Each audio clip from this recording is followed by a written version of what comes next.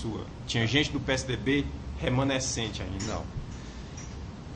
A diretoria de serviços, que era o Renato Duque, vamos dizer, todos os diretores assumiram em janeiro de 2003.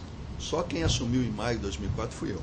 Certo. Foi a única diretoria que ficou pendente. Que ficou um cara lá do PSDB.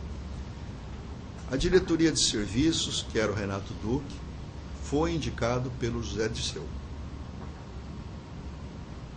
A diretoria de gás e energia, que era o Hildo Sauer, foi indicado pelo PT, ele era quadro do PT.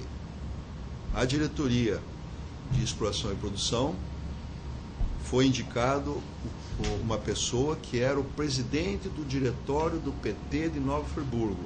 Desculpa, é gás? A diretoria chama gás? Gás e energia. Então, repetindo aqui. Diretoria de Engenharia e Serviços, Renato Duque, indicado pelo Zé Dirceu. PT. Diretoria de Gás e Energia, Hildo Sauer, indicado pelo PT. O Hildo Sauer foi ele era, na época que estava se preparando, Lula ganhou as eleições, e aí assumiu em janeiro. No período que ganha as eleições até em janeiro, o governo se reúne para preparar o modelo de governo, aquele negócio todo. E ele foi responsável, era um dos responsáveis que o Lula indicou para trabalhar na área de energia, Hildo Sauer. Ele era professor da USP, na área de energia. E ele estava tudo caminhando para ele ser o ministro de Minas e Energia, que ele ajudou a montar o programa do PT para o assunto energia. Só que, por não sei que cargas d'água, teve uma apresentação, nesse período, da secretária de energia do governo do Rio Grande do Sul, para o Lula. O governo do Rio Grande do Sul, naquele problema de apagão que nós tivemos em 2001, o governo do Rio Grande do Sul se saiu bem nesse processo e tal, aquele negócio todo. Então, essa secretária de energia do Rio Grande do Sul, o Lula chamou para fazer uma apresentação para ele. Aí essa secretária chegou lá com laptop e tal, bem avançado em tecnologia, e fez uma apresentação para o Lula. E o Lula gostou muito da apresentação que ela fez. E aí, em vez de assumir o Ministério da Minas e Energia, o Hildo Sauer, assumiu o Ministério da Energia a secretária chamada Dilma Rousseff. Então, o Hildo Sauer nunca aceitou isso.